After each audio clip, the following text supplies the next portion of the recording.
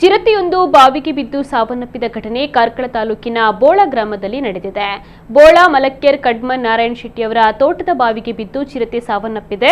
ಮನೆಯವರು ನೀರು ತೆಗೆಯಲು ಹೋದಾಗ ಗಮನಿಸಿದ್ದಾರೆ. ಈ ಬಗ್ಗೆ ಮನೆಯವರು ಸಮಾಜ ಸೇವಕ ಸುಪ್ರೀತ್ ಶೆಟ್ಟಿಗೆ ತಿಳಿಸಿದ್ದು, ಅವರು ಅರಣ್ಯ ಅಧಿಕಾರಿಗಳಿಗೆ ಮಾಹಿತಿಯನ್ನು ನೀಡಿದ್ದಾರೆ. ಬಳಿಕ ಅರಣ್ಯ ಅಧಿಕಾರಿಗಳು ಸ್ಥಳಕ್ಕೆ ಆಗಮಿಸಿ ಮೃತಪಟ್ಟ ಚಿರತೆಯ ಶವವನ್ನ ಬಾವಿಯಿಂದ ಮೇಲಕ್ಕೆತ್ತಿ ಅಂತಿಮ ವಿಧಿಗಳನ್ನು ನೆರವೇರಿಸಿದರು.